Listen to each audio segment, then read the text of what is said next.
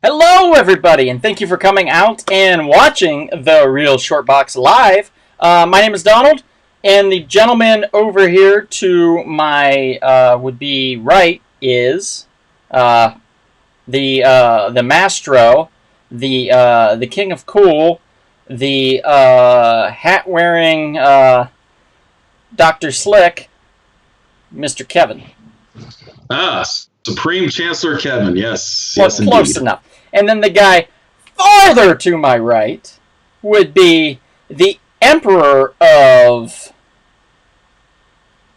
Youngstown, Ohio. Youngstown, Ohio? Sure, we'll take that. The Emperor of Youngstown of Ohio, the master of his own domain, the swimming pool king, Mr. Darren.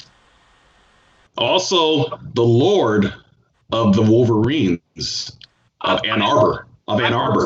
I personally love the long intros. Thank you for that. Hope everyone enjoyed the 4th of July weekend. And yeah, happy 244th, America. Yay. That's right. We're almost getting towards 250, if you can believe that. I can. I'm looking forward to it. Hopefully a quarter of a millennium. 300. Yeah, I think we'll be around for that. We actually had the discussion a few days ago. Yes. The health and everything of people today, it's quite possible. So, all right. Nanorobots will help you, Darren, keep you here. Robots. So what are we talking about today, guys? Fun topic that we can discuss in many podcasts of the future, but just for this one, it will be about summer movie villains, our favorite summer movie villains. I mean, my goodness, we can go over the course of like 50, 60 years worth of such villains. There's so many memorable ones out there. We'd be here all night. It's very true. You know, I tried to limit mine as much as I could to movies I saw in the theater because obviously this list could be vast, but I want to make sure to clarify to our audience, these are our favorite. We're not going textbook on this. We're not going with what the experts say. These are personal favorites of ours that we would like to make sure that we are able to share with you. So if somebody goes out there and picks a villain that you think is like, oh, these guys must not know anything, we don't care what you think. Okay, we're talking about our personal favorites. Yep, personal favorites. This goes out to the ones we love. Oh, Don, looks like you have a big textbook there. Well, you got to go through a whole textbook of villains there, it looks like, on your desk. I got a textbook on my desk? Yeah, so you have a big textbook there on your desk with villains listed. You know, if you can see something no one else can on this screen right now, I'd love to know. Because there's literally no textbook here. The only thing I have is a pack of those Twilight New Moon trading cards here on my desk.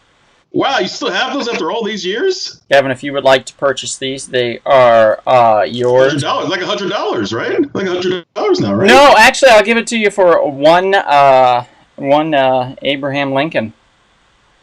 Just $5? No, he wants you to dig up Abraham Lincoln. yeah, I want the body of Abraham Lincoln, Kevin. It's only not like Kevin.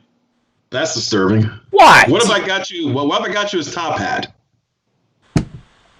By the way, I posted on on my Facebook page the link.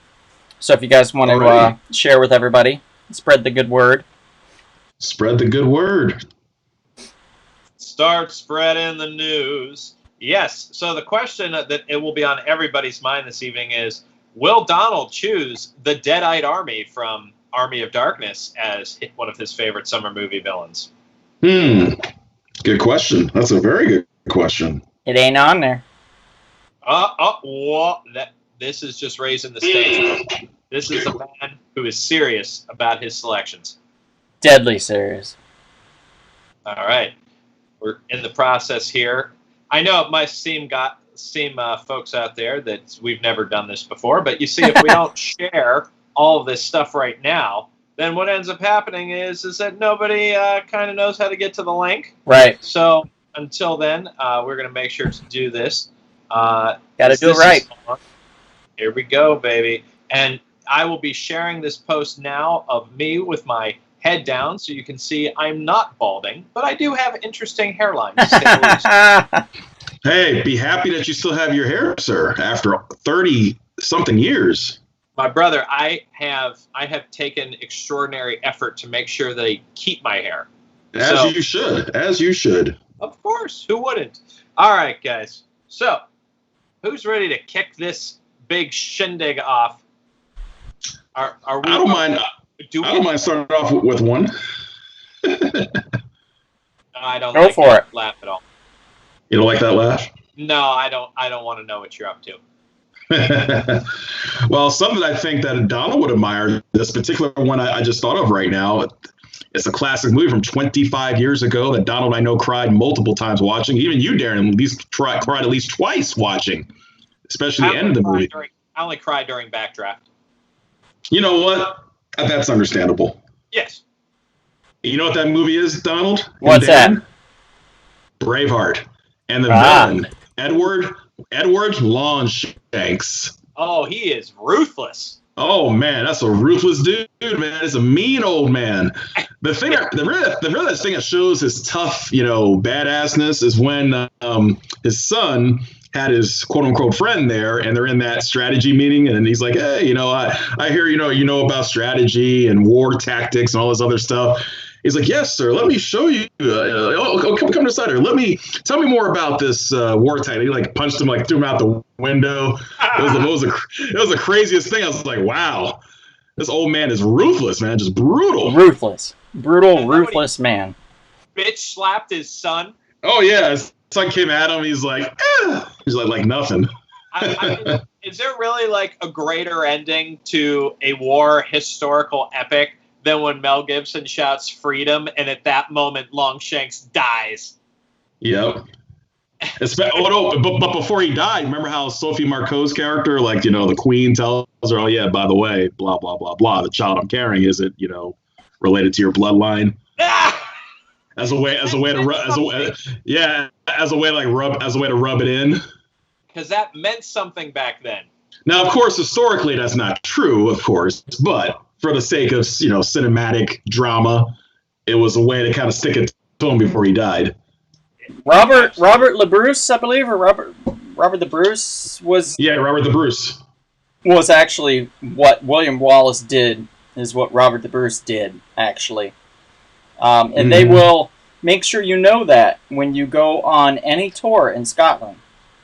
They will 100% make sure you know that. Most likely in any bar in Scotland as well. Oh. But you know what they don't have in Scotland is an Oscar. Okay. You sure about that?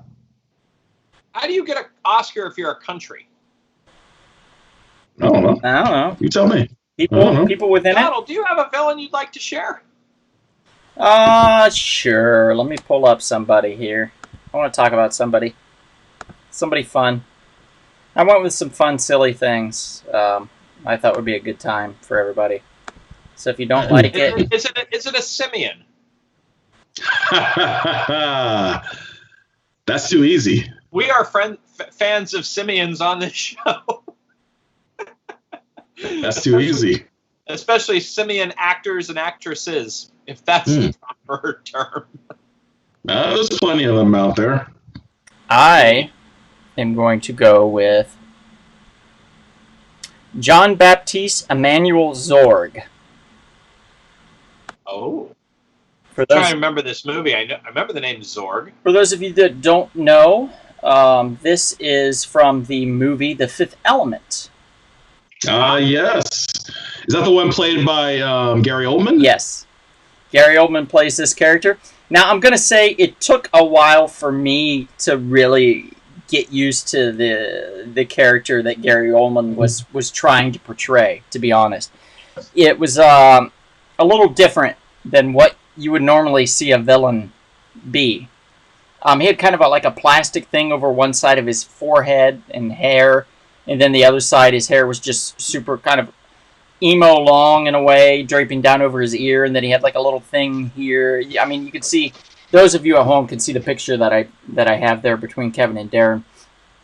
He just looks ridiculous.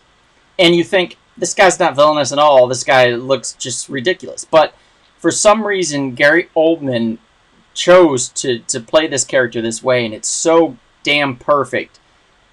After watching this movie as many times as I have, he is a great villain. Not just somebody that would straight up kill you, which he would, but he also is the type of person that would destroy your whole family in the process.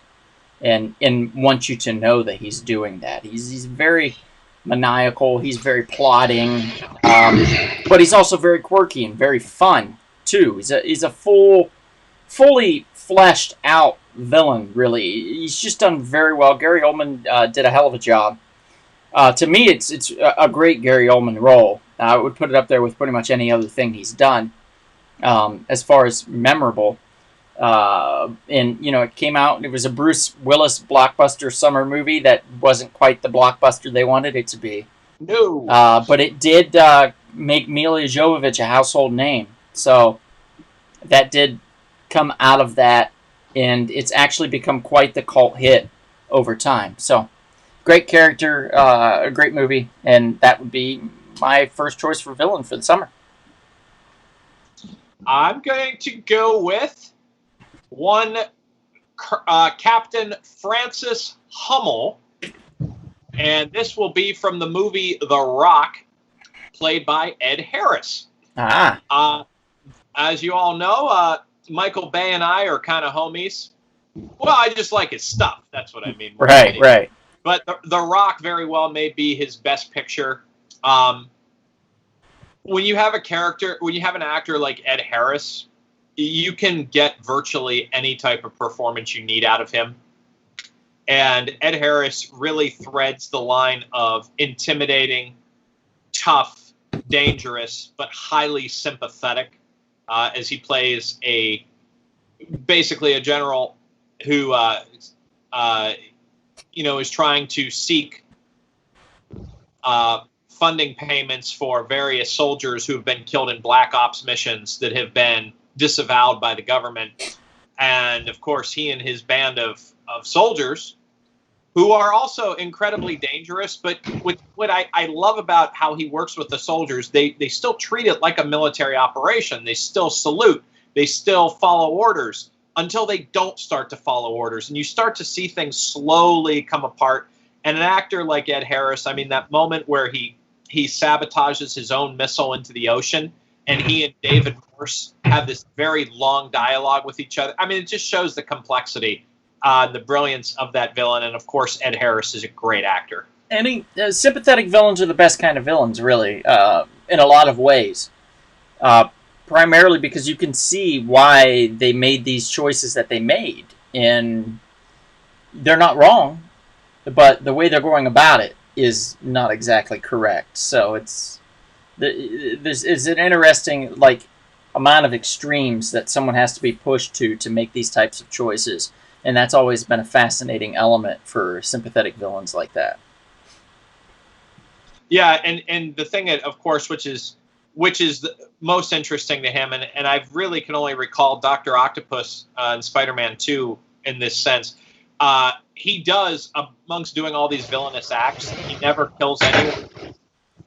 He's very respectful to his soldiers that die, and he never actually goes through with the plan. He comes around and realizes he's on the brink of insanity and he needs to stop. And for those of you that are just tuning in, we're talking about Ed Harris from who played the character in The Rock. What was his name, Darren? It's General Frank Hummel. Hummel, okay. My mother says hi, so everybody say hi to my mom. Hello, Donald's mom. Hi, Mom. Janet also says hey, so everybody, hey, Janet. Hey, Janet. Thanks for tuning in. We're just starting out talking about our favorite summer movie villains, so if any of you have one you would like to mention, please feel free to chime in the chat, in the comment section. We're happy to talk about that and bring that up as well. And so far, we have covered Edward the Longshanks from Braveheart. We've covered Zorg from The Fifth Element and Frank Hummel from The Rock. Kevin, you're up, my brother. I know you've seen a million summer movies. Can you please give a strong villain here? Oh, a strong villain. A great strong villain from the late 90s. Austin Powers' arch rival, Dr. Evil. I love Dr. Evil, man. He's just basically he's a spoof of the character Blofeld from the James Bond series. And he has this cat, Mr. Bigglesworth. He's just hilarious. Just the way he talks, the way he schemes. Everything. With the pinky to his face. And was it $100 billion will bribe the world for and whatnot. I mean, it's just crazy. Everything's about has to be an evil plan. And the first movie cracked me up when you had the Will Ferrell character. He like burns him in the chair, and Will Ferrell's still alive, and he's like, "I'm still alive. I'm burning. Can someone please come down here and bring me some ointment?" And the guy's like shoots him. He's like, "You shot me! I can't believe you shot me!" This thing just cracked me up hysterically. Yeah. But the character is so much fun. I mean, Dr. Evil is just a freaking hilarious, Kevin, fun villain. I did put up the picture of Blofeld too. Blofeld. Oh, that's cool. Blofeld. Yeah, some people have perspective. Darren's completely disappeared, overtaken by Blofeld, and Dr. Evil is just above your head. But what do you guys think? I mean, come on. I mean, the first two movies especially, they're great. They're so much fun. Right. Okay. I'll be honest. I don't really like the Austin Powers movies. I do think Dr. Evil is funny, though. So the only one I can really sit through is part 2, and it's primarily because of Dr. Evil. When they get into that self-help meeting where he's like, I think I want to start a petting zoo, an evil petting zoo. Like, I mean, that is funny, I will admit. But it's just the movies. I'm sorry, it's weird when you do spoof comedy. I have a very specific set, and I'm more the Zucker brothers, Naked Gun and Airplane, less Austin Powers. Okay. No, that's fair. That's fair. I mean, to me, they're all fun. They're all fun. So Chris, everybody, Chris is here. He says he's watching with anticipation. Chris is probably also very excited to see the hat I am wearing at this point. Chris, so you'll know it's coming when it's coming, or when it's Did there. You get that? When the album by Weird Al was released called Jurassic Park? Oh my God! Yeah, that was great. I remember that one. That came out what, 94, 95, somewhere around there. Yeah, something like that. Yeah, it was about 94. Yeah. Yeah, somewhere around that time. Absolutely. All right, Donald. Can you top Dr. Evil, or at least get in the ballpark? I don't think I had, as I scurried to make this list with all the characters and stuff, I don't think I got in as many as you guys had listed. So, I'm going to pull up one here. This one was from a June 10th released movie, I believe. This one had one Sylvester Stallone and one Rob Schneider. In this movie, and it wasn't Demolition Man. It was Judge Dredd, and the villain was played by Armand Assante. Oh, there we go. Absolutely. Rico, you got it. And this is probably, to me, one of his most menacing roles. I thought that Armand Assante just killed it. And Darren, being a fan of Airplane and things like that you are, you should recognize Armand Assante was also very good in, I believe it was called Fatal Instinct. Yes. Which was a parody of Fatal Attraction and Basic Instinct, but done in the same vein as Airplane. At the time I had watched it, as far as at that time, spoof comedies were still a big thing. You had a lot of competition. Hot Shots comes to mind, which is a spoof of Top Gun. Mm-hmm. But like over time, as the spoof comedies kind of been out for maybe 20 years, it hasn't been relevant. You go back and revisit Fatal Instinct. Yeah, it's very early 90s dated, but Armand Assante is very funny. I mean, having a police chase in bumper cars. You're not going to get any better. You're not going to get any better. I think my favorite line is, and it was out of Basic Instinct, when he's like, And he says, when he's interrogating her, "Do you sleep in the nude?" And she says, "Only when I'm naked." Yeah, that was Kathy Ireland, if I recall, that played the character. May have been. I don't remember. I believe. I'm not 100%, but I believe that was Kathy Ireland. But anyway, getting back to Judge Dredd, he played Rico. Was a great character, a great villain that really just wanted to end all of the judges. There you go. Boom. Great film. Those that haven't seen it and you think it might be bullshit, I say give it another shot because it's a lot more fun than what it gets credit for, to be honest. The Carl Urban Dredd movie is great in its own right, but it's a completely different beast than this Judge Dredd. This Judge Dredd's just a little more fun, I feel. And it still holds up pretty well, I think. The animatronic, like, puppet robot creature that they created for the film is great. Still looks amazing. Armad is still intimidating as hell. It's just a wild ride, and I highly recommend it. Well, we got a comment here real quick.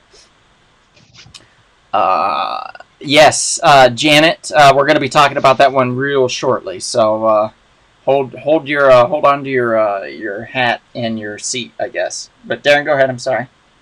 Oh, yeah, no, just a final thing on Judge Dredd. I think it's important to remember this was made in 1995, and its technology it was using at the time was top of the line. Yeah, they did not spare any expense as far as, when we're talking about spared no expense from a particular movie.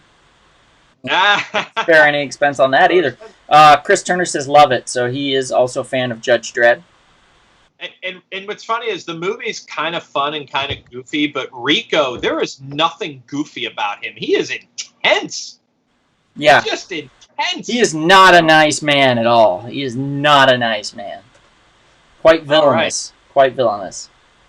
Well, in the spirit of the 4th of July weekend and the Declaration of Independence, the founding of America, I'm going to go with Jason Isaacs as Colonel Tavington in The Patriot, starring Mel Gibson. I think I have a picture of that. Let me pull that up.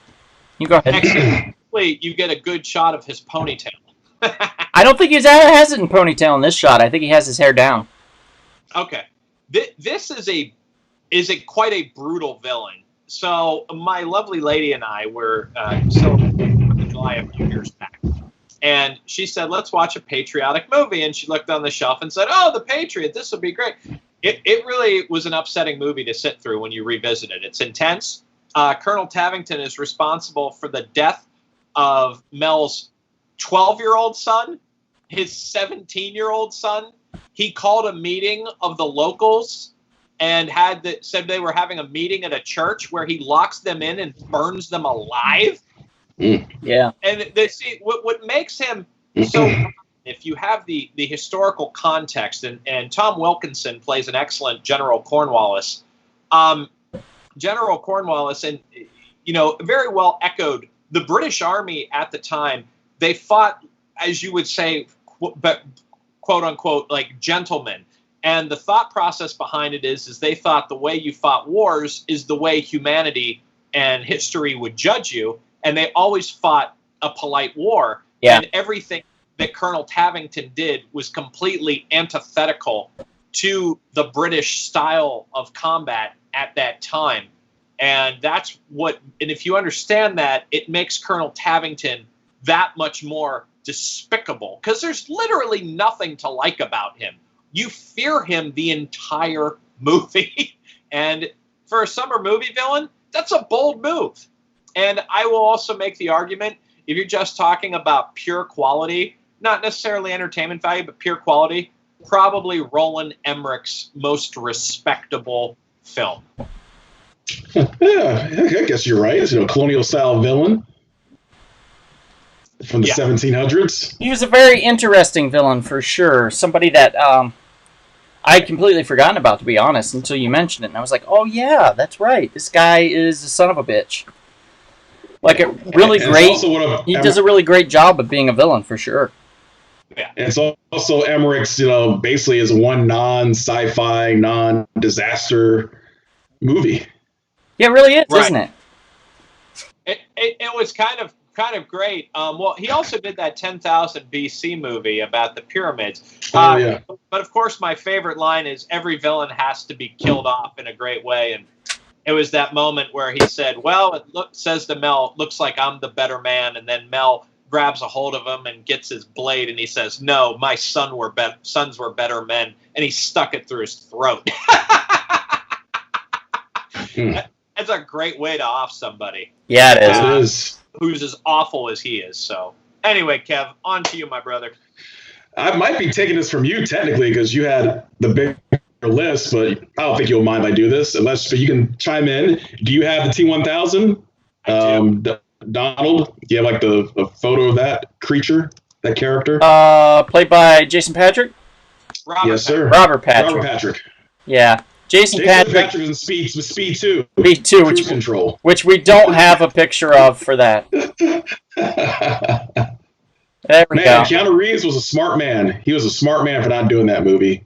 So everybody who's in our age group, Kevin, of course, loves the T-1000. I mean, this is one of the coolest villains and also one of the most frightening villains I've seen on the movie screen because this guy is very, very difficult to kill. And he's cold, he's ruthless and calculating. He's on a mission and nothing will stop him. And the fact that he can, liquefy himself and, move around. And those effects are amazing, especially the one when they're in the jail and they're breaking out Sarah Connor and how he's able to move around, or this part when he got to the elevator, he's able to open the elevator. I mean, it's just scary. And like a piece can come off and it'll just reform back to his body. And also just the acting from Robert Patrick. He didn't say much, but he didn't need to. He was just he only spoke when it was necessary, and you can tell just in his eyes and in his facial expressions. And, of course, the way he ran, which is with such conviction, it was just amazing performance for a villain.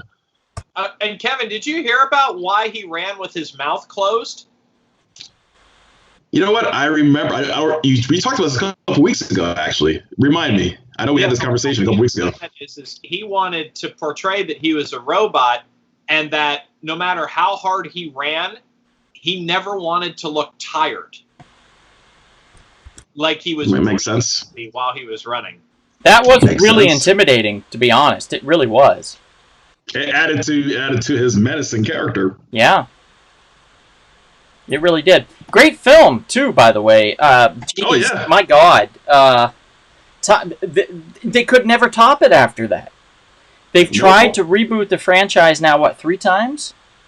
Yeah. 4 times, I think. 3 or 4 times now, and have been unsuccessful every single time. Even James Cameron, as producer, could not bring that thing back. Now, as a person, I personally am impressed with the production quality of Terminator 3. The problem is it just doesn't have the nuance. It doesn't have the staying power of a Terminator 2. Or the emotional resonance. No, it doesn't have that kind of depth. And also, too, like Terminator 2, what's most memorable to me and interesting is that the special effects were very well thought out, and they still look really good. Mm-hmm. All right, Donald, any thoughts on your next villain here? Yeah, I've got a good one here, I think, that we all could agree on. Let me pull that up here real quick. Now, this one, I did think of, and I was like, oh, this is a great idea. This is... What was that? Did you hit your head on a cymbal or something? Or what was that noise? What was that? Anyway, what I was thinking was this was such a really good idea. This was an amazing idea. I can't believe I thought of this. And then I looked, and literally, you both had mentioned it in your list, and I was like, damn it. But I'm gonna go for it just because I think it's a fun one, and I don't think you guys will be mad at me for it. I'm going with Bruce, the shark from Jaws. Oh, his name was Bruce? Yes. Named after Steven Spielberg's accountant on the film. Bruce had a lot of trouble on set. Bruce broke down all the time. They did not actually know whether they were going to get this thing shot and if they were going to indeed be able to get all the shots that they needed. So it was very tedious, and they had a lot of trouble with old Bruce there. They had several different versions of him, but the main one just was a piece of shit. And like it or love it on set, that's neither here nor there, because at the end, the product that we got to see was amazing. And I don't know why it took me so long to watch Jaws, but it did. I did not watch Jaws until I'd say about 10 years ago. 2010 probably was the first time I'd seen Jaws, and it blew me away. I was like, especially opening scene. Yeah, holy shit, this movie's amazing. And I was like, I don't understand. And Chris, you'll appreciate it because it is another character. See, there he's got it ready to go. It's another character that can't touch its own body really with its fins, except for I guess on the sides. But can't reach out and do much with its little hands, appendages, so to speak. But it's a great summer film. It actually was the film that created the blockbuster. This is the reason why we're talking about all the people, all the villains that we're talking about, is because they've tried to one-up Jaws every single year after year after year to create this momentum and to get the money for the box office. That Hollywood depends upon summer films, which is why right now it's so crippling to Hollywood, is because they can't get a lot of these films in theaters. So they're having to re-strategize and relook at what they can do in order to make the new summer blockbuster via this whole COVID situation. So it's an interesting year that we're living in, particularly looking back at the one that started it all, the great Jaws, Bruce the Shark. Also, give credit to Verna Fields, the editor. She basically saved that movie because, as you just mentioned, the shark really couldn't work. So she had to do some very clever editing to basically make it a subjective, you're seeing things from the shark's point of view. You're seeing things without, you had to do very clever editing where we had to rely on psychological terror to make that movie work. Yeah, you couldn't always... And where's the best thing that ever happened? The fact that the shark didn't work properly. Yeah, they probably lucked out in the long run because it created that tension. Well, I would say, too, the best strength of Bruce the Shark, and this is the sign of great villains, is when Bruce is not on the screen, you're always thinking of Bruce. Where is he? I use this example with Joker and Dark Knight. Like, every time he's not on the screen, you're still thinking about him. Every time Hannibal Lecter's not on the screen, you're still thinking about him. This is like quintessential greatness here. And it did kick off the summer blockbuster. There were large grossing movies before this, but what came out 2 years before in the Exorcist, The Exorcist, not a summer film, high grossing film, but they never marketed it like they did Jaws. So it's fascinating how this has really made this a great American tradition. Yeah, it really is. So my hat's off to Bruce and Jaws and everybody involved with that. When you said Bruce at first, I really thought you were going to say like Bruce Almighty. I'm like, man, where's that coming from? It's a good enough film, or I guess. Bruce Lee or something, or Bruce Lee. I'm like, man, where is he going with Bruce? Now, Kevin, if I was going to mention an Almighty, it would have been Evan Almighty, not Bruce. Come on. There you go. Although, think about it. If you go on the Universal tour and you take the tram, they still show a clip from Bruce Almighty to talk about the area that we drive past, as far as like, this is where a lot of films were shot. Films like Bruce Almighty, and here's Jim Carrey running with the dog that's peeing, in his hands as he's carrying it. It's still going to trip people out that same area is Hill Valley from Back to the Future. Yeah. Okay, so what I'm going to go with, I'm actually going to take a suggestion from my lovely lady here. She brought this up an hour ago, and it really kind of clicked with me. I'm going to go with Howard Payne, who was played by Dennis Hopper in Speed. Very good. Very good. Okay, very good. Let me pull up the picture, because I had that one, Darren. So let me pull that up. Make sure you get the one without the thumb. So the thing is... here's the thing about him, and I think that when you're talking about favorite villains, you have to bring up pop culture phenomena. And, this came out when I was at basketball camp in middle school. 94. Back in the day, when up until about like 1995, 96, the R-rated film was the number one film that you could make. And in Speed, I can't tell you how many times I would walk around, the middle school hallways, and someone would come up to me and say, "Pop quiz, hot shot." and I mean, that was a great line. He was a great villain. And I don't necessarily love Dennis Hopper in everything he does, but he's so perfect in this. He's one of those guys that you do think about him because he is menacing. And honestly, his biggest damage comes over the telephone. Yeah. And give the credit where the credit is due. That's great work from Dennis Hopper. At the time, I didn't appreciate it quite so much because we had released so many great action films then. But now when I see action films have kind of gone down a little bit, and of course with technology, we have taken some shortcuts in my view, or we have not, or we have lost maybe some of the atmosphere in these movies. When I rewatch that movie, I see almost no computer effects. The opening credits come to mind. That's about it. But that bus is really moving. I call it an action epic, much like another Reeves film, Point Break, because you got a foot chase, you got a car chase, you have explosions, you have gunfire. You have those four things, you have an action epic, my friends. Yeah, he's a great character. It's a great movie. I can't, like, I just went back and watched it last year during the summer, and it's phenomenal. I don't know what else to say about it. I mean, it's just action packed. It's really fun summer flick. It was a surprise, to be honest. No one thought it was going to do anything. Like everybody thought it was going to be kind of a joke, but it came out swinging, and it became like a huge hit, particularly for Keanu. It really revived his career and made people take notice of him as an action star. And I don't think at that time nobody saw Sandra Bullock coming. Nobody saw her star potential. You're right. No one did. 100%. Keanu Reeves. Yeah. Yeah. I like Keanu. Anyway, Kev, on to you, my brother. Well, when you mentioned that, I just thought of one. I had to look it up real quick.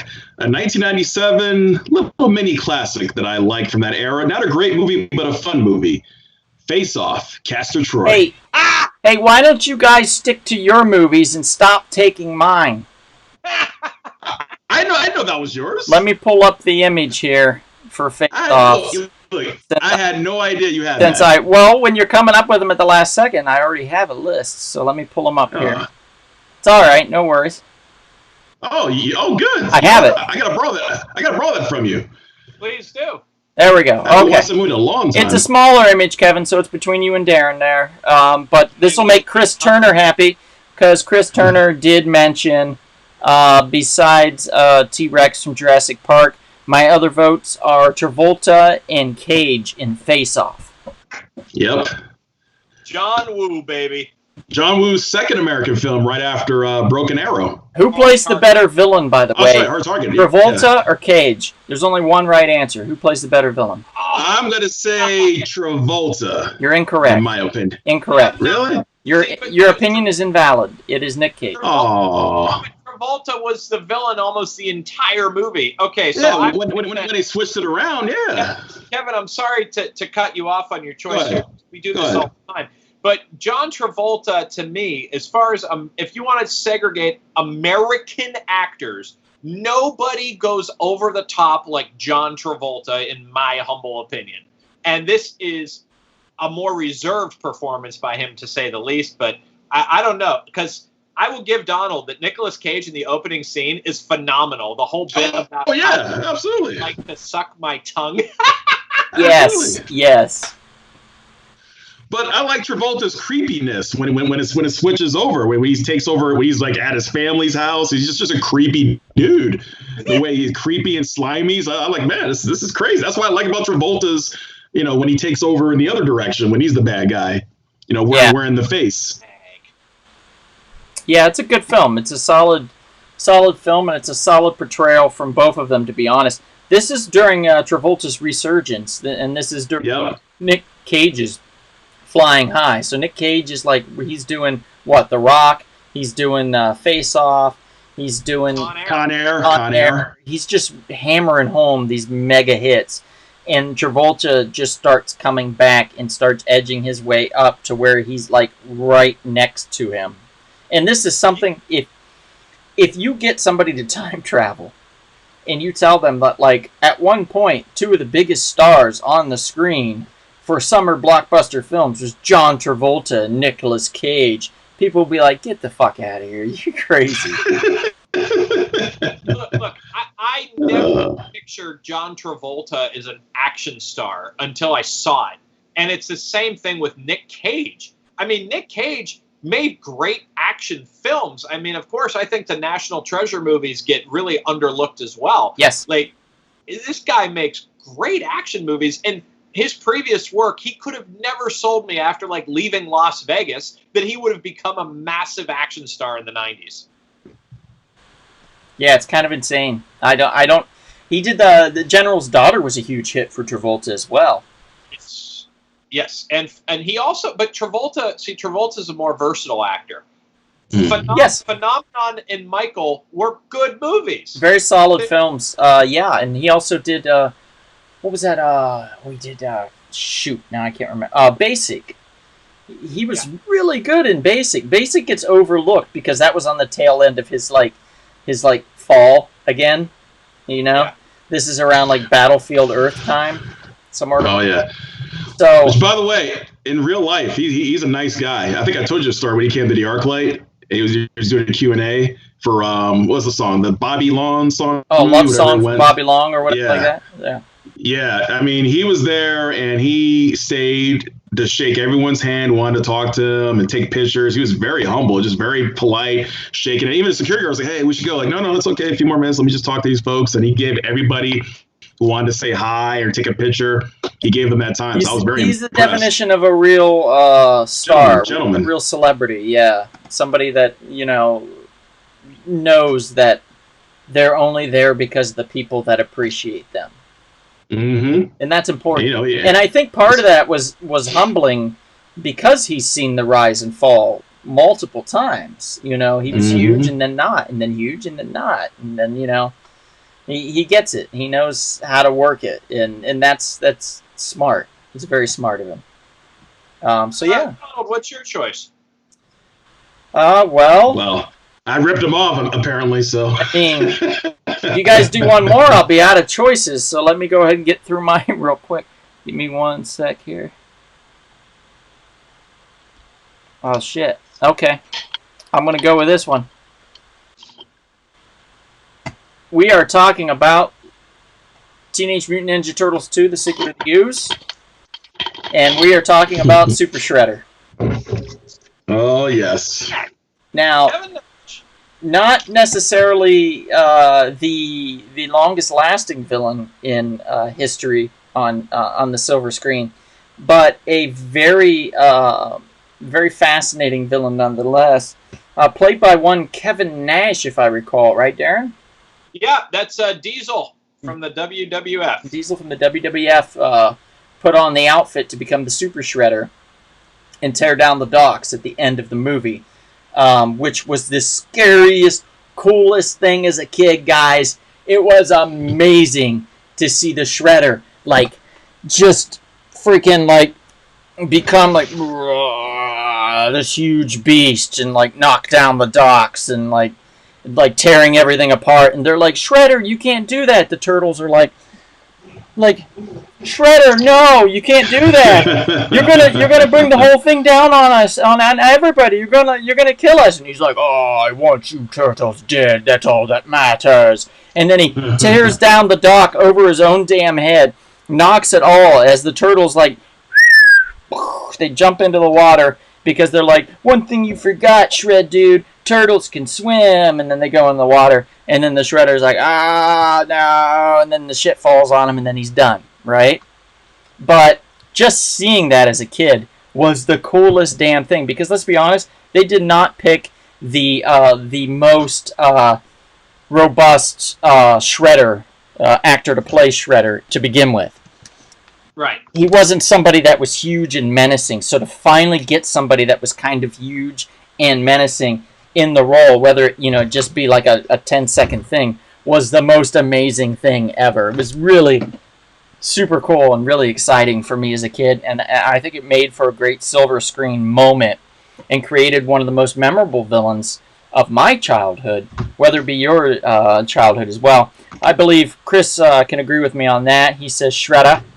So we've got a comment from Chris on that. So he's a big fan of Super Shredder, it looks like, as well. So, yeah, that's my choice. I think it was just a fun summer flick. I think it was very enjoyable to learn about the Turtles just being basically ooze in Turtles and nothing more, and them wanting to have a higher purpose, which is much deeper than what we give it credit for and what we think about. It's like, really, this is all that I'm here on this earth for? This is all, like, there's no higher purpose? And they're like, no, you were this, and you were an accident, and this is what happened. I mean, basically, a lot of boys and girls out there can understand what it's like to be an accident. So, guess what it is, guys. Move on. But that's my choice. Okay, I'm going to jump a little more modern here to go to our more younger audience. I'm going to go with an actor by the name of Hugh Keys-Byrne, playing the character of Immortan Joe in Mad Max Fury Road. Oh, yes. Now, funny story about Mad Max, or about Hugh Keys-Byrne. He also plays the toe cutter in the original Mad Max film. So he's actually the original villain, and they just, he was in his almost his 70s when he did Fury Road. No one could tell the difference. But one thing Mad Max Fury Road does phenomenally is it makes you really entertained to watch the end of the world. But as we are kind of sort of experiencing the end of the world, we learn firsthand that it's nowhere near as cool as it is in the movies. Right. And it's because people like Immortan Joe could be your ruler.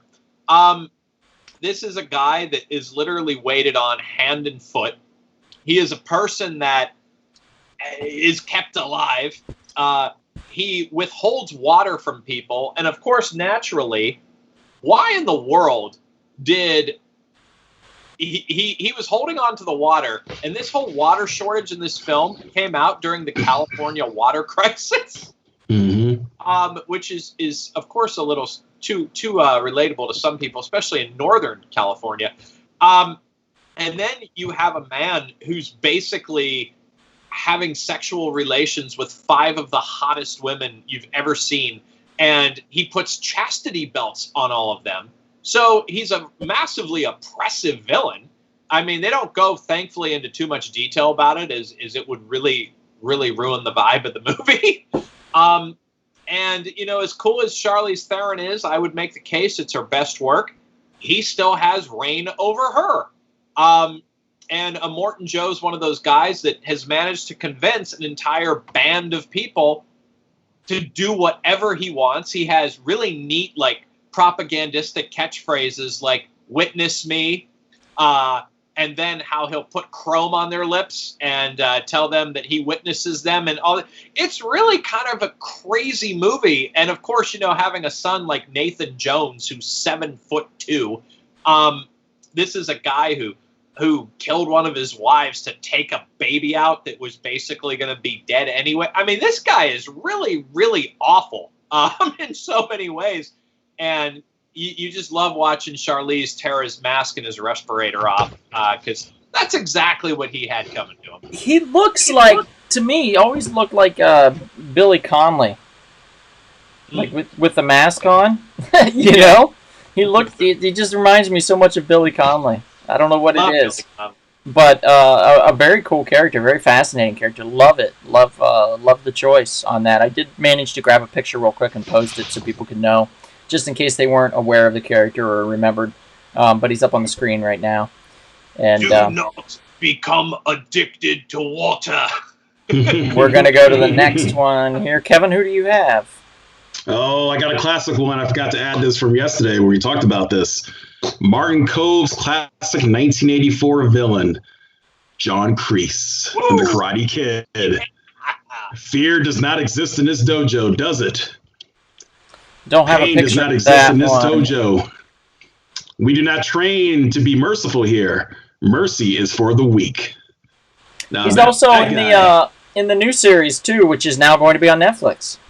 That is correct. Season 3 will be on Netflix, and believe you me, we cannot wait. Those first 2 seasons were awesome. My goodness. You see, I wish those guys had did the Star Wars sequel trilogy. Oh my goodness. Those guys understood the original source material. They respected the old characters. The new characters are cool. They blended together very well. You know, you care about the new kids as well as Johnny and Daniel and Kreese, you know? And it's fascinating how they turned everything to where, like, in the season 1, the young kid that was with Johnny was looking like the good guy, and then the other one that was actually Johnny's son was starting to look like the bad, and then they twisted it halfway through, and you started to, like, think, oh no, maybe Johnny's son is actually the good guy. And then they turn that on its head too when at the end of season 2 this big moment happens that makes Johnny's mentor don't give it away. A very sympathetic character, yeah. And the best part about the Cobra Kai series, neither Johnny or Daniel are perfectly good or bad. They're both more or less gray characters. They both do good things and bad things. But let's stick to the original Karate Kid. Original movie, yes. One of my personal favorites, and I'll tell you, it really does something with a villain that you rarely see. There's a lot of thought that was put into this villain because he makes you almost, because he's such a terrible person in what he teaches his kids and is so unremorseful. He doesn't smile the entire film. You actually think his kids are actually not bad. They're just taught bad things, which make them bad people. Well, Miyagi said that. Miyagi did say, you know, bad teacher. He did, but I think they really explore it deeply. And that scene where, you know, where Daniel's wearing the Kellen Winslow jersey and he's getting beaten up, that kick that Johnny misses is intended to kill Daniel. And this is, what kind of a teacher teaches you to kill a teenager? Well, I mean, that's his philosophy. No mercy. He's rotten to the core. Right. Very bad man. One thing that's cool. One thing that's good about his character is the fact, you know, he's using his Vietnam experiences. And it's like, look, you know what? You don't quit. You don't leave anyone left behind, or else you're going to lose your people. So that's the way he teaches his students. Like, look, if you do not go hard, you might lose your life. So he's like an extremist when it comes in that regard. You know, when it comes to teaching karate. Very much so. One side of the coin there that is not. He's the Magneto of karate, so to speak. Like, at all costs. We must. At all costs. Basically, win at all costs. Yep. All right, Donald, did we screw you up enough for another choice? No, it's fine. I completely covered Kevin's face now with a wonderful photo of Dennis Hopper as the Deacon. Oh, I love the Deacon! Yeah, this is a great film, guys. This is Mad Max on water. This is Waterworld. This is where we learn that you can convert your pee into drinkable water via Kevin Costner's gill face. Best hero opening ever. Yep, great film. A lot of fun. I think it got a lot of slack because I got a lot of flack anyway because Costner was so aloof at the beginning. The way he played the character, it didn't have Costner's usual charm that everyone is so used to. So this is such a starkly different character than what he would normally play that I think people were kind of just turned off by his by the hero of the show, and they didn't know who they should root for. Whereas you have someone as colorful and as commanding in a role as Dennis Hopper playing the Deacon, which was the ruler of this evil society of oil burners, of people that wanted to control all the gasoline and all the oil so that they could find dry land first and they could control everything. And it was just this big run, like mad dash to try to find dry land and try to stop Costner at any cost. And in fact, apparently Chris Turner says this is his favorite movie. So who knew? Chris. I did not know that when I chose this, so you're welcome. Well, Chris, I've seen the movie a dozen times. I've also seen the television cut. It's part two of what I call Costner's Drifter trilogy. The original being Dances with Wolves, Waterworld Part 2, and Dirt World was Part 3, better known as The Postman. Yeah. And honestly, The Postman is a fun movie. It's bizarrely long, but it's a fun, enjoyable movie. And of course, has the great line where he runs into Tom Petty and he says, "I know you're famous." And Tom says, "Nah, man, you're famous." So Waterworld and The Deacon, I mean, I don't want to go through all the quotes, but let's suffice it to say his quotes are beyond memorable. And it does have a very memorable role for those of you that are Conan O'Brien fans. When he first started out on NBC late nights, he had a regular on the show that he called Carl Oldie Olsen. Just this old dude.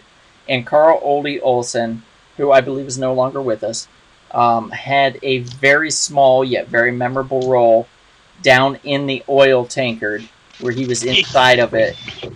And when he finally was going to die, he said, "Oh, thank God," or something like that, when the flames overtook him, and that was it, because that was his life, was living inside this oil tanker to inform them of the levels of what they have, which was the dumbest thing ever, but also great in its own right. So a very enjoyable film by a very great actor.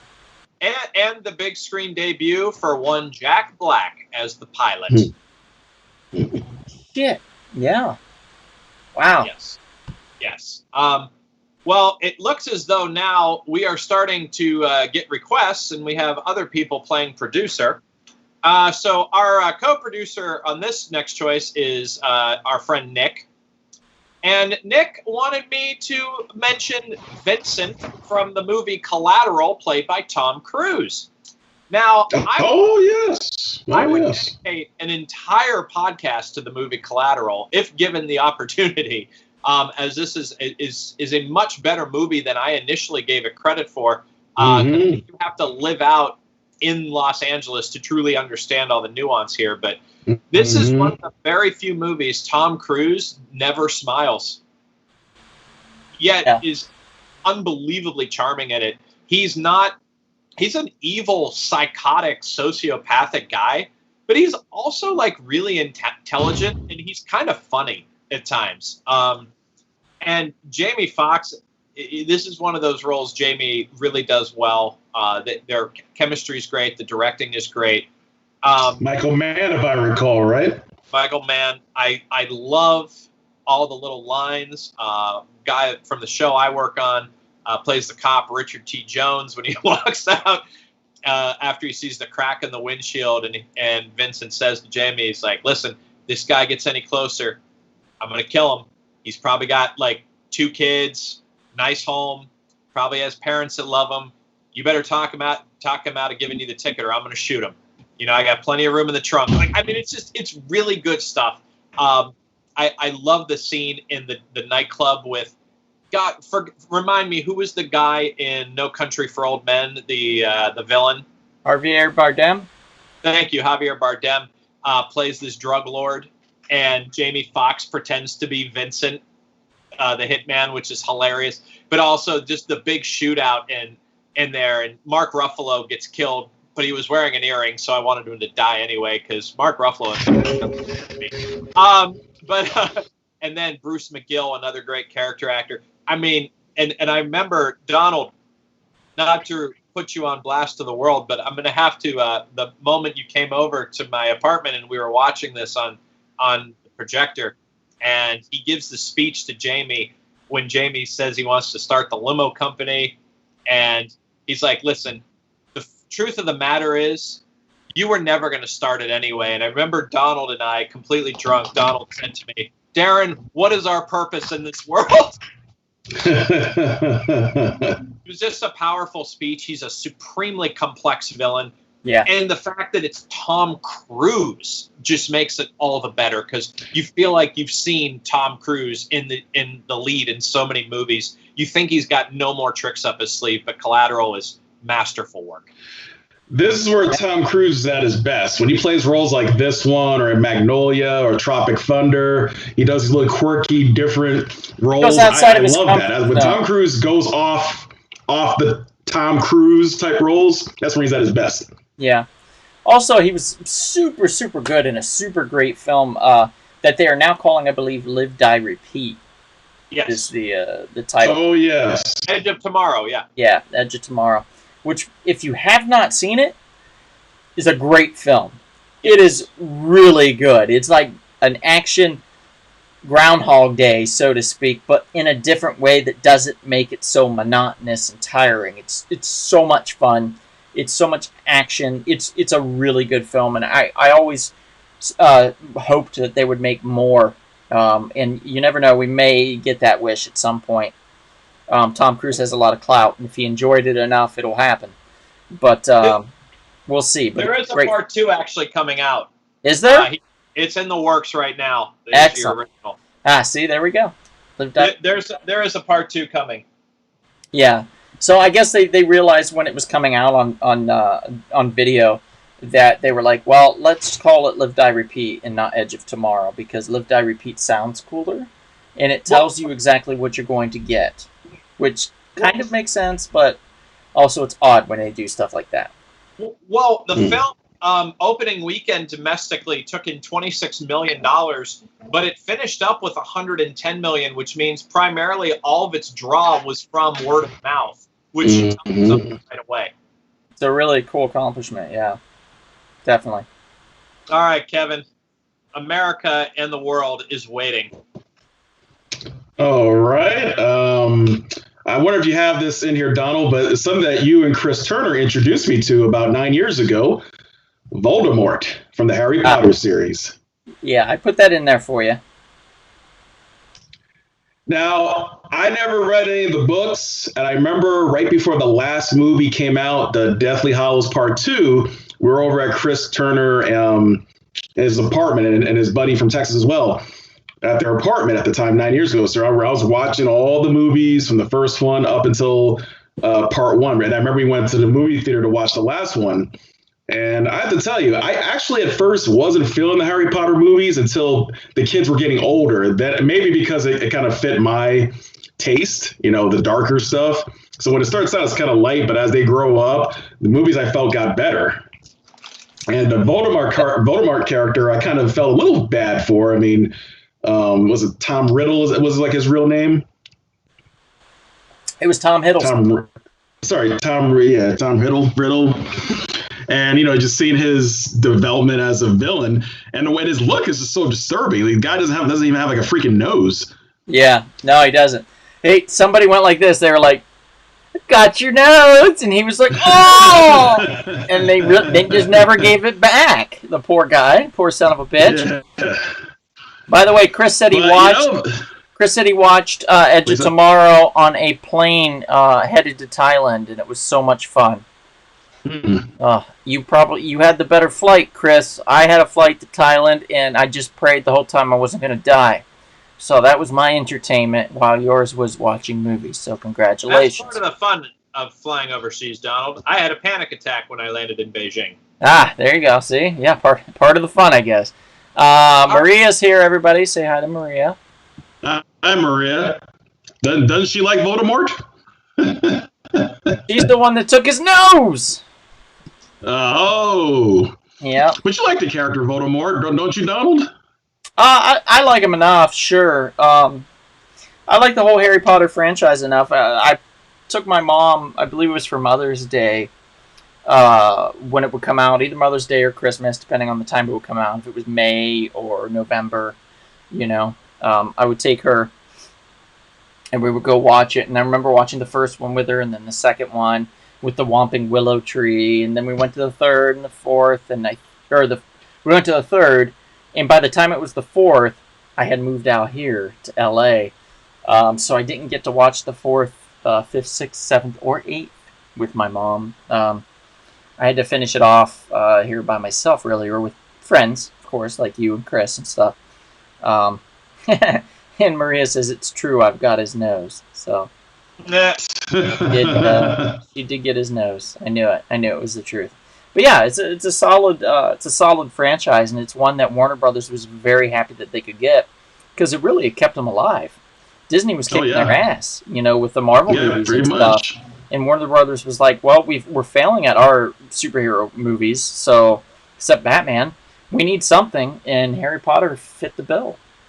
And now we're getting spin-offs, Fantastic Beasts and stuff such. So it's The first Fantastic Beast, that was pretty good. I just did the second one yet, but I heard the second second one one was was a turd. pretty. It Yeah, was that's a what I straight up heard. turd. It That's what I smells. heard. It's so bad. It smells. It's a turd. Mm, mm, Avoid it. shame. What you got for us, Donald? Well, I'm going to think a little bit outside the box here, guys. I'm going to go with something a little bit different than what we're used to. Let me pull up a picture. You're picking a foreign film, aren't you? No, I'm not picking a foreign film. There's nothing wrong with a foreign film. And actually, the villain in my film is a little different than what we're used to. The villain in my film is a force of nature, and I am talking about Twister. Oh! The Bill Paxton, that's Helen a very Hunt realistic one. star with Carrie Oles and Philip Seymour Hoffman, and if I'm correct, Kevin Pollak, I think, was in it even, or maybe not. Bill Paxton. It was Bill Paxton, Helen Hunt, and Philip Seymour Hoffman and Carrie Oles were all in that film. Great film.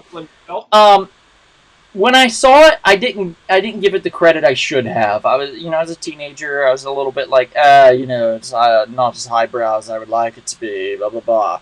But I rewatched it recently, and it's still a hell of a lot of fun. Just a really good, really solid, fun flick that doesn't dwell too much on any point and gives you plenty of action in between a few serious notes here and there. So it's a fast-paced film that's fun to watch. I think the level 5 tornado at the end is one of the truest villains you will ever see, and one of the scariest because it is a real-life villain and one easily could appear in anyone's neck of the woods. Kevin, you could have one right outside your house right now, a level 5, and you'd be gone. You'd be dead. You'd be gone. You're not going to be able to run to the basement. You're done, dude. You're done. Darren, it's true. Your history. Me, I'm dead. Level 5 right now. We're all dead. That's just the way it is. So that's my villainous choice for this summer flick, Twister. If you haven't seen it, there's also a little tip of the hat to a Jack Nicholson film, The Shining, that's in there at a drive-in theater, which seems to be the only theaters that are currently open that you can go to. So enjoy. Well, I was going to say with Twister, obviously what that Twister did to those cows is just that was messed up. And I always believe, as the closing credits, where the great solo piece by Eddie Van Halen, "Respect the Wind," I just think every time he plays that guitar that a tornado happens. So yeah, you got to be careful. I get concerned. All right, I am going to pick one. This was one of the first summer films I saw when I was working at a movie theater in 2003. My choice is going to be the character of Denton Baxter, played by Michael Gambon in the movie Open Range. Mm. Oh. Now, he got a huge problem with free grazers. And his extraordinary... So this movie it takes place in basically Wyoming, North Dakota area. And this Irishman with this extremely thick Irish accent just makes him all the more menacing. In a movie like Open Range, you don't really... You establish your villain, but you don't establish how awful they are too quickly. That's another Costner star film, correct? Yes, and to me, this would be the movie that really restarted his career. He directed it as well. But I really like this guy because he has such... You have Costner, you have Robert Duvall, and they're so respectful of the land, and they're so respectful. And it's not like Michael Gambon for a second even pretends that he's like, if he would have just said, look, I understand you respect the land, but I mean, expansion is coming, and we have to do our best to respect that as well. No, he's completely domineering. He's a jerk. He kills Abraham Ben Ruby, which is terrible. He goes after his young kid, who is a Mexican immigrant, which, by the way, not treated extraordinarily well in the year 1873. And so you've got this just terrible, intolerant jerk of a human being. And it makes open range, when he kicks into full gear, he kicks into full gear, baby. It takes a long time to get to that full gear, though, I will say. It's, about a 3.5 hour long film, something around there? No, it's 2 hours and 15 minutes. Feels like 3.5 hours. Because you have no taste in Westerns, sir. Oh, no, I love it. Don't get me wrong. I love it. In fact, I expect Westerns to last forever. I actually watched that film, and that was my entire, if I recall, my entire 8th grade year. I went through watching that film, so it took me that long to finish it. I moved in straight after that. Kevin, what's cooking? All right. I have another, actually, just like Donald, I have a left out of center field villain, and someone you would never think from the movie The Matrix. I have the architect. Oh, wow. And the reason why I say that, I found him interesting. A lot of people found him boring, the way he's talking. But think about it. This guy broke it down to Neo what's really going on, and it kind of blew Neo away. You're not really that special, essentially. Based right down. There was 5 other ones before you. So I actually like that character. So I know it's left out of center field. Wow, Donald actually had to get out of his chair. But I know you feel me, Darren, a little bit on this. Here's the thing. I think the architect was highly misunderstood at the time of the movie. If you go onto YouTube today and you just tune into somebody like a Jordan Peterson, who is basically so intelligent psychologically that he talks past a lot of people. Yeah, that's the Canadian professor. The psychologist, yeah. And if you tune into people like that today, the architect doesn't seem like such a foreign thing. I think at the time we had never really heard somebody of that intelligence or had that kind of access to hear someone of that intelligence. He does have one scene. I think his scene would have been stronger if the film were better. The film was messy, in my opinion. Oh, the next one was even worse. But the next one at least made sense. Part 2, I feel you, Kevin. I think he was a really great villain in potentially just not a movie worthy of him. Right. That was Colonel Sanders, wasn't it?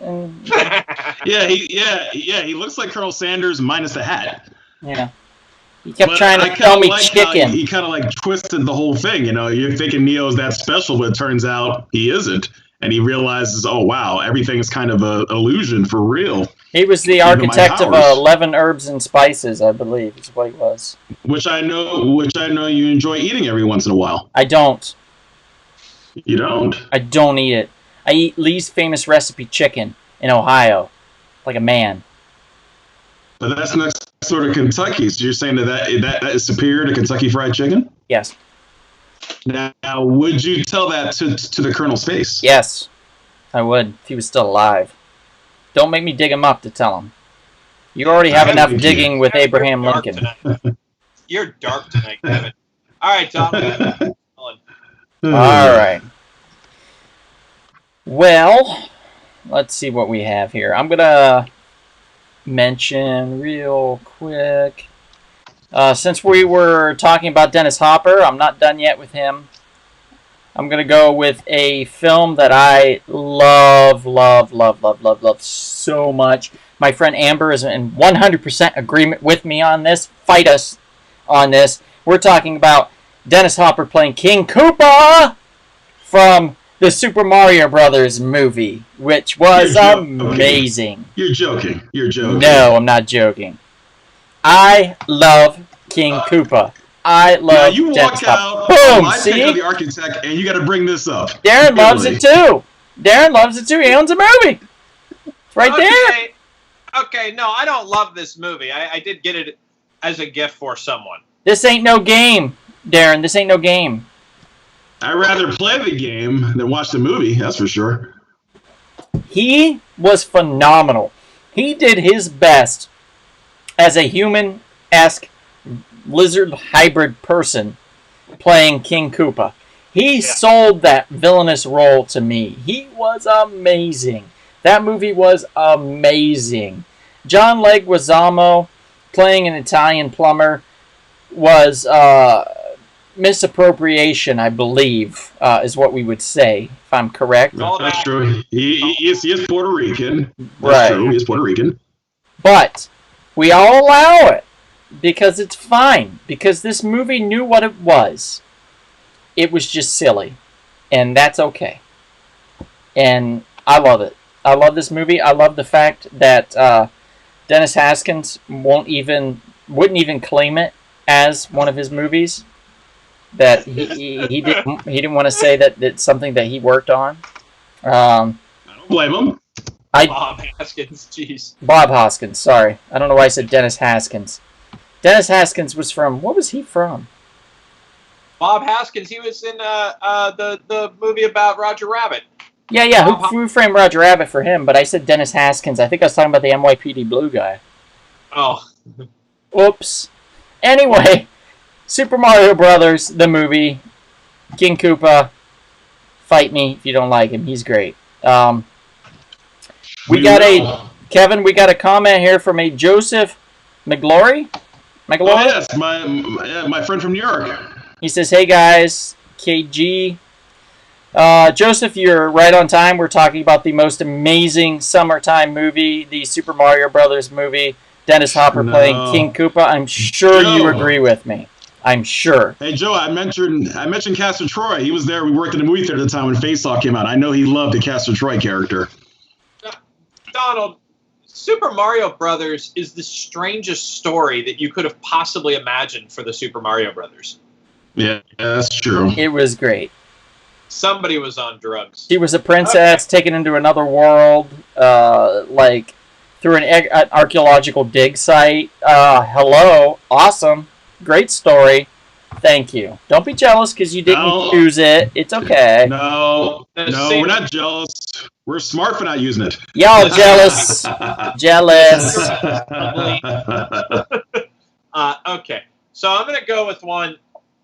I think sometimes what's interesting is you really don't have, at least that I can recall, a star in the modern era that carries a summer film every year. You do have stars attached to franchises and stuff like that, but I think some people really forgot how popular Will Smith was during the summer of the mid and late 90s, and I'm going to pick a villain that I absolutely adore. The movie hasn't aged as well with me as I wish it would, but the villain is always going to be one of my favorites. That's Vincent D'Onofrio playing Edgar in Men in Black. This villain is hilarious. I'm sorry. And just the impersonations you can do with him, and I mean, just walking around. It was kind of frightening and kind of funny. Like, I just think it's hilarious. I mean, that movie has a great sense of humor while simultaneously being a fun science fiction movie that's semi-serious. And it's because of Edgar. And I think some people forget, like, you know, Vincent D'Onofrio got hit really hard when he was on the TV series, the Law and Order TV series, for not maybe giving his best work. But we forget, like, Vince D'Onofrio has done exceptional villain work. He basically his whole career. He was the best Kingpin we ever got. The best we ever got. He was amazing in The Cell. He was amazing as Thor in Adventures in Babysitting. Great movie. Everything he and I get it. You know, the NBC Law and Order shit, no one wants to do that. No one cares. But Vincent, like, he's solid. When I moved out to LA I wanted to be a character actor, and I did not want to go any further than Vincent D'Onofrio as far as, like, who I would model myself after, who I wanted to be when I came out to LA. I wanted to be the next Vincent D'Onofrio. Of course, it hasn't happened, but, you know, I still have time. I have more time than him, probably, because I'm about 20 years younger, I would say. But we'll see, you know. But he's great. He's phenomenal. He was phenomenal in this role. The character he played, the skin was literally falling off of him. He was a giant cockroach that was trying to fit into the body of this human that he killed and pull out his guts and just put in, you know, it was phenomenal. It was a very clever film, also based on a comic book. A lot of people don't know that. Kevin and I especially do, because it was a Malibu comic. Am I correct, Kevin? That's correct. And we talked to the Malibu comic creators on multiple occasions. As far as like, we did a podcast on the history of Malibu comics, and then we did a sit-down talk with the creators of Malibu comics, where we interviewed them in person, and we have that video footage. It's a two-parter up on YouTube under Rumble Spoon Productions. So if you guys get a chance, definitely check that out, because it's great television in general. A great interview, I think. They did a hell of a job talking about what happened with the comic book company, but also Men in Black and everything that went down with that too. Yeah, well, I don't have much else to say about Edgar. I think he's the perfect villain for this kind of offbeat, slightly bizarre movie, but obviously very mainstream, very enjoyable. Agents J and K, one for the ages. Yes. Give him an Edgar suit, folks. Joseph says absolutely no more drugs for that man. As far as Super Mario Brothers goes, sorry, dude, but we'll always love and respect Dennis Hopper, R.I.P. So, Joseph, I guess since you ended it on that note, I'll allow it. But I know secretly, since you know Kevin, you probably stay up a little late sometimes, and you will fondly think of this film and be like, man, I should watch this again. Like, I should have a drink for 5 and watch this movie again, because that's definitely what you need to do. What do you think, guys? Should we do one more round? Yeah, sure. Yeah, let's do a rapid fire round. Let's just mention a few of each, and I'll put up as many pictures as I can, and we'll go from there. We'll just litter the screen with pictures of films. All right, Kevin, go ahead. Hit us, Kevin. Well, obviously, the main villain of the previous 2 summers, Thanos, played by Josh Brolin. We're on there. He's on the screen. Looks like Darren's sniffing him right now. It's very cool. Thanos is a great villain, by the way. Thanos is such a powerful villain, Kevin, that literally there is no other villain of the summer after Thanos. Think about it. That's it. That's true. We have not gotten a summer villain this year. He eliminated all villains after his villainous role. Played by the incomparable, the uncomparable Josh Brolin. The Goonie Josh Brolin. Great. And also, great actor. Josh Brolin from another great movie that was mentioned earlier, No Country for Old Men. Yes, I don't have a picture of that one, but that is a good choice. Javier Bardem, correct? Oh, yeah, Anton. The kid, the villain, Anton. Yes. Yeah, got any more, Kevin? Well, what did you guys mention? The T-Rex from Jurassic Park? No, we did not mention the T-Rex. I don't have a picture of the T-Rex, but I will double down with you on the Velociraptors from Jurassic Park. So let me bring those up. Those, I think, were the true villain. Actually, in Jurassic Park, the first one, the T-Rex has a very villainous moment, but he ends up becoming kind of the hero at the end. So that's hard one to put in that realm, but I definitely see it. Velociraptors were vicious, no doubt. So we've got Thanos, we've got the Velociraptors. What's Norman next? Bates, going back in the day, Norman Bates from Psycho. Norman Bates, all right, Psycho. Let me see if I got a picture of that. I should. Now, what did you like about that character, about Norman Bates? Well, he's not all there, obviously, and of course he's based off some true murderous villain from back in the day. And right now, my goodness, I'm freezing right now, but from the 1950s. Yeah, help me with this, Darren. It was a Wisconsin serial killer. I got it. Ed Gein. That was his name. Ed Gein. Yeah. Was that the guy that kept people in the murder house or whatever, and he dropped their bodies in the basement or something like that? No, I think he was the guy that did this. I think he was Leatherface. Oh, Well, Leatherface. Okay. he's a combination. Like the Leatherface character and the Norman Bates character are kind of based around him. Maria, if you're listening, correct me if I'm wrong, but we saw a play recently done by Jamie, I believe, that talked about a serial killer that ran a hotel, if I recall. If you can remember the name of the serial killer, let me know. H.H. Holmes. H.H. Holmes. That's it. H.H. Holmes. That's it. Yeah. In Chicago. We watched a fantastic 1800s. play. Her friend Jamie, I can't remember his last name. I'm sorry, Maria. If you want to give me the last name, I'll give him a shout out. But he did a fantastic play here in L.A. Just last year about H.H. Holmes. And it was starring some French. I think French Stewart was in it. It was just fantastic, and the guy that just some great actors, regular like character actors in that did a great job. And the guy's name that directed it was Jamie Robledo, and he did a fantastic job. It was Vanessa Stewart wrote the script, and highly recommended if you get a chance to see it. It's a great stage play. Anything else? Yeah, last but not least, of course, the Dark Lord of the Sith himself, Darth Sidious, Palpatine. Okay. Well, that's a great villain. A true villain. If you thought Vader was a piece of shit, you were wrong. Vader's the T-Rex, and Palpatine is the Raptors. You know what I mean? Like, he's just evil incarnate. What a piece of shadows. Shit. Yeah.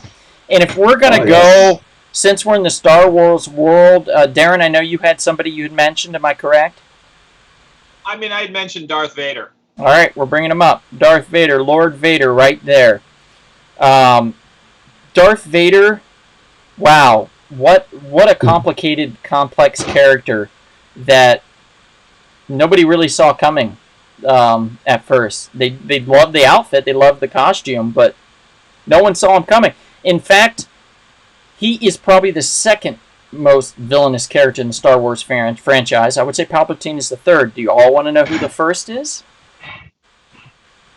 Who? Count Dooku?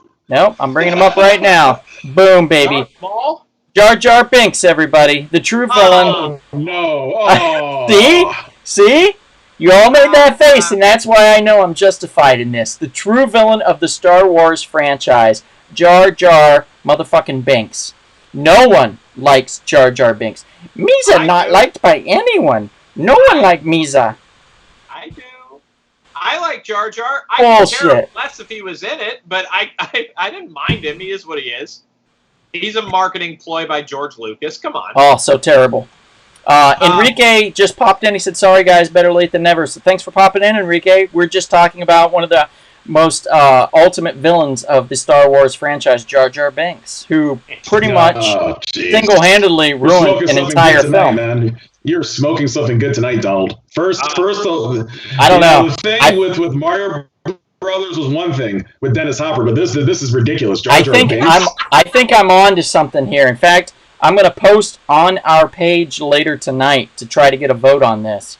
Because I think that Jar Jar is the #1 villain of the Star Wars universe. Okay, I'm going to name a couple to get the sound of that out of my ears. Seriously, please. I wanted to heavily feature Commodus earlier. I did not. Yes. Commodus from Gladiator, played by Joaquin Phoenix. Good one. One of those great villains. Great movie that came out in May. Gladiator. If you haven't seen it by now, my God, where have you been? 20th anniversary. Yep. I'm going to go with Mr. Hatcher, played by Christopher Walken in the movie The Rundown. I got to be honest, I'm not really into like the Christopher Walken rambling shtick, but it really works well here. This is like the one movie that I will tolerate it. It was fun. Let's go with the actor Andreas Katsoulas, who played Sykes, a.k.a. the one-armed man in The Fugitive.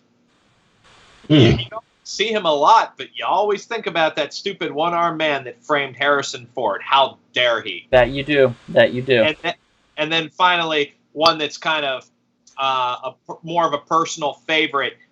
We have the character of Inspector Richard, played by Chucky Cario in the film Kiss of the Dragon, one of the more underrated martial arts action films I've ever seen. And the fact that he won't even bother to learn Jet Li's name and he'll just call him Johnny, that just makes it all the best. All right. I'm going to throw a few out since they weren't mentioned, and I know you guys had mentioned them earlier. I don't think anybody really talked about Hans Gruber. No, we didn't. Hans Gruber, the ultimate villain in Die Hard, which is the ultimate summer film. Just a perfect villain, a perfect film. The way he hid when he was confronted by Bruce Willis. Oh, don't kill me! And he did the accent and everything was perfect. Such a perfect role, such a perfect villain. One of my favorites, and I'm glad, I believe it was Darren that mentioned him earlier when we were talking about what we were going to do. So I wanted to make sure he got his mention. Also as the Sheriff of Nottingham in Robin Hood, Prince of Thieves, which is another Kevin Costner. Kevin Costner ruled the summer for a long time, guys. For a long time. So he was also the Sheriff of Nottingham in Robin Hood, Prince of Thieves. It's a fantastic role as well. When he tried to get that chastity belt, was the most hilarious thing ever. It was. That's Robin Hood Men in Tights, I think. No, there was a chastity belt. I think Men in Tights had the chastity belt. Okay, well, that's also a great summer film. Alan Rickman wasn't in that one though, unfortunately. No, who was that though? I can't remember. Richard Lewis. Was it no Richard Lewis? Richard Lewis. Richard Lewis played the king though. He didn't play the sheriff. The sheriff was played by somebody else. I can't remember his name. Right. It's somebody else. I know what he looks like, but I can't remember who he was. I'll figure this out. Good actor. Good actor though. Good actor. Another one you guys forgot to mention was Agent Smith from The Matrix. Yeah, he goes with that thing. He's great. Great villain. Can't go wrong. Oddly enough, Kevin, you mentioned the architect, but not Agent Smith. So Roger Rees, by the way, played the Sheriff of Rottingham. Okay. All right. Great That's job. Right, Rottingham. He did a great job. My mom mentioned one earlier, so I'm going to bring that up. My mother mentioned Gollum. I don't think Lord of the Rings was necessarily a summer flick, but yeah, it was a holiday. Had all the making, but still Christmas time, November-ish, but still a legendary character, one worth mentioning. So I definitely wanted to bring that up. One that Janet mentioned earlier, I want to make sure that I bring up, was the other Gruber. What was his name? Simon Gruber. Simon Gruber, thank you. Simon Gruber from Die Hard with a Vengeance, if I recall. Fabulous villain. Yeah, great villain, great film. Let's see if I got any more pictures of any more. Yeah, here's Simon Gruber. I'm going to bring that up. Great film. Great movie. Actually, that movie doesn't get the credit it deserves. It's a lot of fun. Oh, I agree with you completely. I mean, I can tell you. Samuel Jackson. Right. My lady enjoys Part 3 the most out of all of them, and I don't think that's unfair or unjustified. I mean, it definitely, once you get established and comfortable with the formula of Die Hard, you can start to enjoy all of its little vices. And we're going to follow it up with Scar from The Lion King, also done by Jeremy Irons. A great role from a great actor, great character actor, great leading man in many ways. Great voice. I will say Jeremy Irons was on a tear at one point. Every time he starred in a film, I knew it was going to be trash. No offense to Jeremy Irons, but when Dungeons and Dragons, I believe was what it was, came out, and he was in the like one of the starring roles, I was like, no, this is going to suck. Like, not going to be a fan of this. And I'm going to end it out here real quick with two pictures that I think need to be re-seen. We are going with King Koopa from Super Mario Brothers and Jar Jar Binks from Star Wars. Obviously, these guys need double the recognition. Amazing villains in amazing films. Jeez. Donald, this is why this is why we get stuck on 43 views instead of our target 70 views. Aw. Come on now. B movie actors and B movies need love too. I agree. Why can't we mention The Thing in The Thing? Why can't we mention David Lopan in Big Trouble in Little China? You love I do. not Jar Jar. I do love Or David about Lopan John Lee in from Big Trouble Bloodsport. in Little China. It's a great film. Yeah, it was the Well, English John guy Lee from Cheers, Bloodsport, Chris. that's a good one. What's that? Love John Lee, man. Remember that? But I think that's going to do it. Real quick before we go, though, any other comments from anybody watching us? Anybody in the chat want to mention any other films of Hollywood blockbuster summer film villains that they really just need to get out? Okay, I got a question for you, Donald. Do you remember watching any summer films in the theater that highly disappointed you? Oh, there's plenty. Oh, yeah. I'm sure there was multiple. Just one is good. Yeah, Batman Forever. You know, that's so funny you mentioned that, because I was going to say Batman Returns, because I was 11 at the time, and the first Batman film, like, blew me away. I watched it multiple times, and then the next movie was just not as action-packed. Yeah. And it kind of just bothered me. I wanted more action. I wanted different villains, maybe, but, you know, I go back and revisit it. I still don't like it a whole lot, but I really do like Danny DeVito, and I do like Michelle Pfeiffer. Danny DeVito was an amazing choice. And Christopher Walken. Danny DeVito was an amazing choice for the Penguin. Absolutely. Kevin, do you have a summer film you have issues with? Well, actually, Maria seems to have issue. Maria seems to have issue with you, Darren. She says you're wrong. Batman Returns is the best. So you've got to. I constantly say that we have the smartest audience on. So, you know, far be it for me to argue, but, you know, that's why we call them our favorites. Right. And, Chris Turner says Christopher Lloyd from Roger Rabbit, by the way, as a great villain, and I agree. I 100% agree. I would like to go back not just back in time, I guess I would like to erase my memory of watching Who Framed Roger Rabbit so I can watch it again for the first time. That's such a phenomenal film, and it's what's his name again? Dennis. Bob Hoskins. Bob Hoskins. Jesus, thank you, Bob Hoskins. It's probably his second best film next to Super Mario Brothers. Would be Who Framed Roger Rabbit. Well, I don't know. I mean, I'm not a big fan of Hook, where he plays Mr. Smee, but I do believe Unleashed is some of his best work, where Jet Li's his dog. AKA my dog. AKA Dandy the dog, right? Yeah, exactly. Mm-hmm. Yeah. Come on to your loving uncle. I mean, dude, Bob Hoskins is great. He was like 5'5", which made it even better. Yeah, when Bob Hoskins was intimidating, he was intimidating. And he also was a part of quite possibly one of the most insensitive films I think I've ever seen, A Prayer for the Dying, with Mickey Rourke and Liam Neeson, where he played a priest and Mickey played an IRA bomber. And you want to talk about a movie that was disrespectful to a cause? Dear God, what was that movie? Let's see. Enrique says the Fratelli family from the Goonies. Love him. Actually, an excellent Joey choice, Pants. Enrique. The Joey Pants. Also, what's his name? The other one, the other brother. I can't ever remember his name. Never remember him. But he always, anybody money hell? You know, the singer. He's great. I love that guy. He actually he does a lot of like nightclubs and stuff, singing. So. And he still does films. I just noticed he's going to be in the new Ronald Reagan film. I loved him in Kill the Irishman. Yes. Where he played the hitman. Yeah, I'm a fan. I'm a big fan. His name escapes me at the moment, but I mean, he's unmistakable when you see him. Yeah, he played Jake Fratelli, according to Enrique, but his real name escapes me as well. But okay, I guess that's it, guys. We're going to call it a night. Thanks for coming out and watching and listening. We appreciate it very much.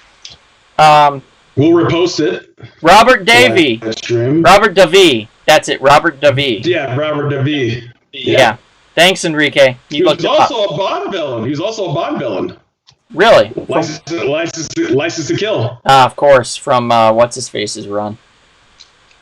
Timothy Dalton, yeah. Yeah, that's it. Yeah, I wouldn't call that a run, Donald. It was 2 films. There was a sputter. Although License to Kill is like one of the coolest titles in the Bond series. Absolutely, one of the coolest titles, and for me, one of the biggest letdowns. Actually, unfortunately I didn't care much for that film, but that's neither here nor there. I know a lot of people that did. I know Maria's going to kill me for mentioning that, but and you also like young Benicio del Toro. Oh yes, yeah, very young.